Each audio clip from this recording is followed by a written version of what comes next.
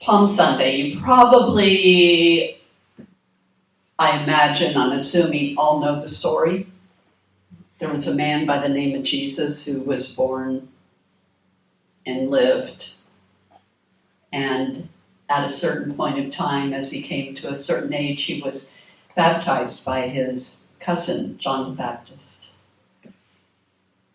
And from that time of baptism, Jesus went into the wilderness for 40 days and became still and listened and listened and listened and was tempted by his ego to not go forward and do the work that he knew he was called to do, to be a healer and a transformer, to be a way shower. Jesus was a deeply spiritual man. He was Jewish. He was not a Christian. He was Jewish. He never was a Christian. I always just like to point that out. I know you guys in this room all know that, but sometimes people forget. He followed his Jewish teachings, but he came to give us a new covenant, a new covenant of love, of a transformative message, of a healing message. And from that 40 days in the wilderness, he began to teach, and we are told that he taught for 3 years, traveling throughout his wide territory, speaking and teaching, calling people together, calling his disciples together to teach them how to learn the wisdom that he had awakened to facilitate their awakening so that they could then take that message and facilitate the awakening of others, to teach the teaching of love and compassion and generosity and the ability to heal and the ability to awaken to our divinity. Things were getting kind of tough. They were getting a little rough. There were people that did not like that message. There were people in Rome, as well as the hierarchy of the Jewish community, that felt very threatened by his teachings, because it was transformative, and it was about love, and it was about compassion. It was about inclusivity and equity for all people. Duh. So dangerous. Imagine that. And yet he continued.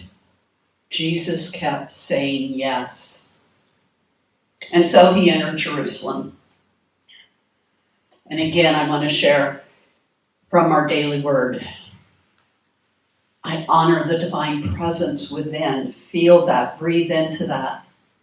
By following Jesus' example, I proceed with courage and confidence along the path of fulfillment and transcendence.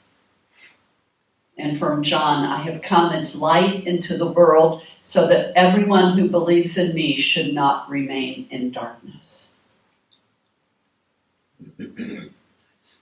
Not as a ruler to come and take over the world, but as a holy teacher, to share the message that everyone who believes in me, what does that mean? To believe in Jesus? Those are the words that we are given, but that is not, from my understanding, from what I feel. Again, we always say, we only know what we know, right? And the biblical writings are writings of human beings who hopefully became very still and listened to their higher guidance. But who believes in me, who believes in that Christ consciousness, that divine consciousness that is innate in each and every one of us, should not remain in the darkness, but that we awaken to it and we continue to move forward saying yes. Palm Sunday is a sacred yes. a yes to something larger than you. Jesus knew, he had been warned, that riding into Jerusalem was not necessarily a good idea that would bode well for him. He knew both the Roman Empire and the hierarchy, the patriarchy of the temple. They needed their control. They needed to be able, and I'm not saying, this is history, right? I'm not saying this out of some agenda of my own. It's just the way the world was, has continued to be, and is. A mindset that wants to keep the truth quiet. Because for heaven forbid, if the people find out how truly divine they are, then their control would be lost. Right? But Jesus kept saying yes. That question that we talk about so much of every morning, just in your quiet time, what is mine to do? What is mine to do today? What is mine to do in this moment? What is mine to do in this world? And I believe that Jesus was so in alignment with holy consciousness, with divine source, that he could do nothing except continue to go forward in spite of what danger lay ahead for him. Jesus just kept saying yes. The man kept saying yes, and the divine within him kept saying yes. Have you had those experiences where it's like, oh, I mean, even in the wilderness where we are told, that Jesus kept being tempted by Satan, the way it's written in the Bible, saying, get behind me. Get behind me. No, I'm right here. I'm seeing. I know who I am. I know what my work is. To something larger than you. So, he taught for 3 years. It was Passover. It was time to go to Jerusalem for Passover. And so, Jesus rode into Jerusalem on a donkey. And from my studies of it, the donkey, powerful horses were used for the military. Donkeys were used for the rulers, for the kings, I find that very interesting. I'd like to do a little bit more study into that. But we'll get into that piece. The donkey is not necessarily the crux of my talk here, but I'm fascinated by this whole thing. But the palms symbolize realization in the physical of our unlimited resource of strength. This is from the Revealing Word, Unity's Revealing Word. So the crowd is waving palms, but what they're really doing is celebrating strength. Now they thought they were celebrating Jesus, as they were, but metaphysically, they were really celebrating that divinity, not having a clue yet of what they were capable of.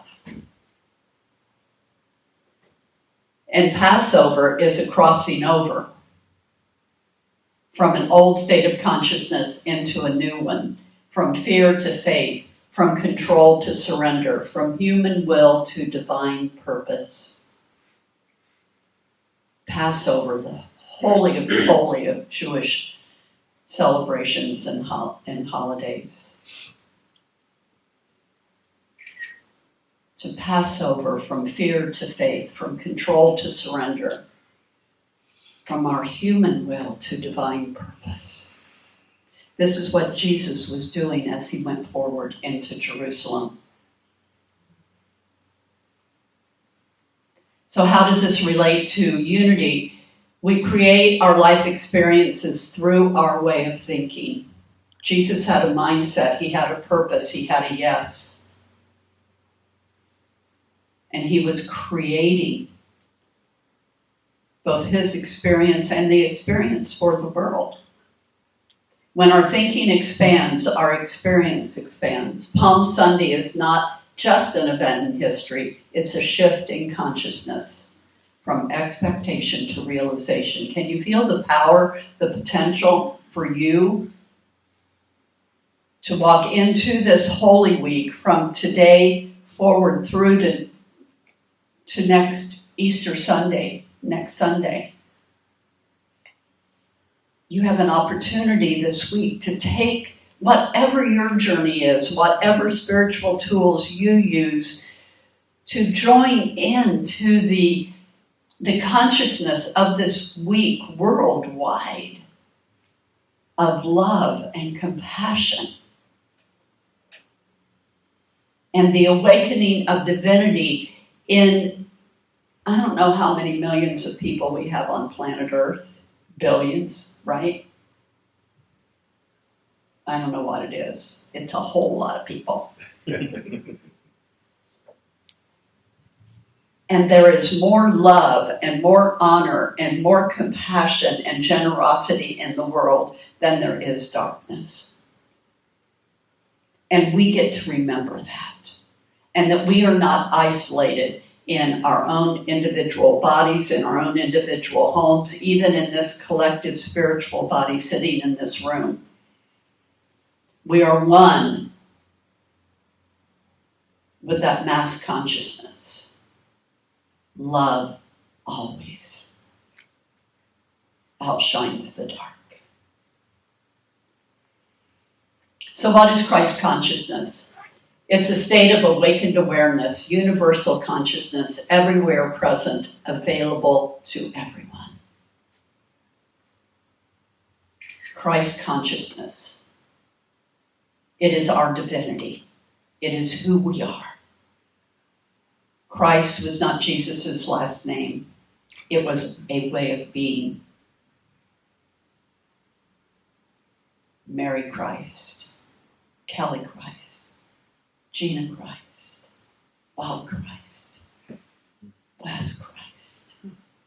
Imagine the audacity if you were to go around town and when somebody asked you your name.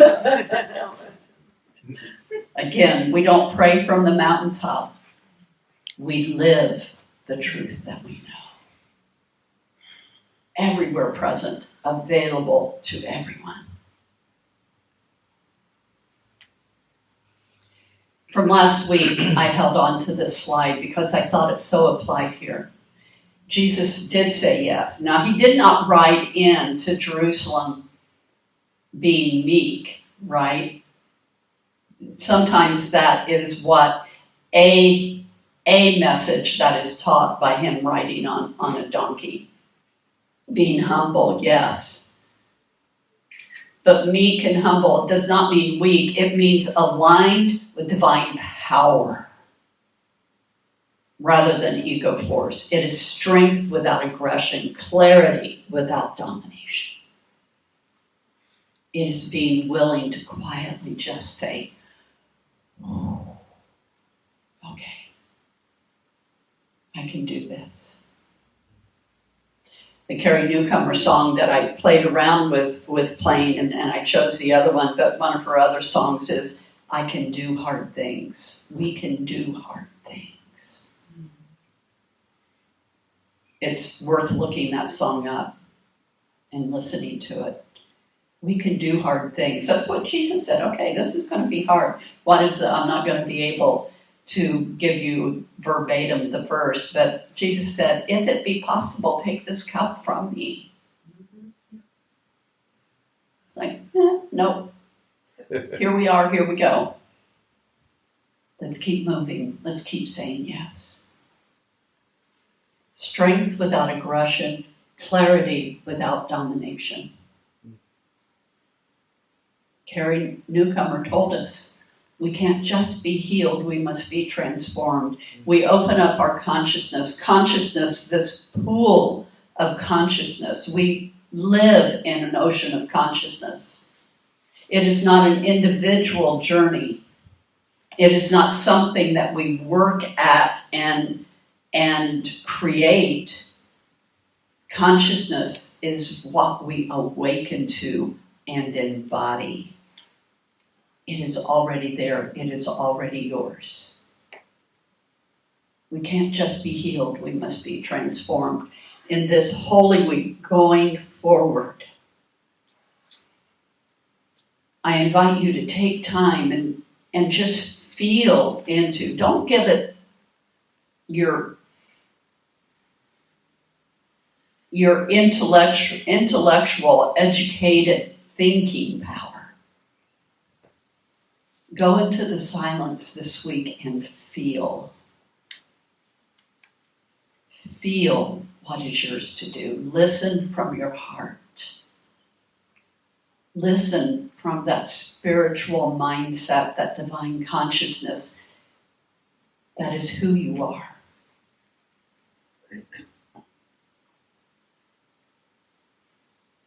So here are your affirmations for the week if you choose. There is an unlimited strength within me. I am crossing over into a higher awareness. I am tuning into divine consciousness. And last, I am the divine yes. I am the divine yes. Just feel into that, breathe into that.